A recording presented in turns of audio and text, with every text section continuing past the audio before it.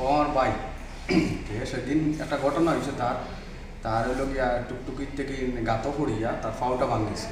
ভাঙার পরে আমরা কিতা করছি, ওয়াটার ওয়ার্কসুর 8 নম্বর ওয়ার্ড ফান্ডি ট্যাঙ্কি তারা ইয়ং ছেলেরা তারা কালেকশন করিয়া এই টাকাটা আমার দিছেন। আজকে আমি মেডিকেল আইছি, এই টাকাটা দিবার লাগে 4,775 টাকা।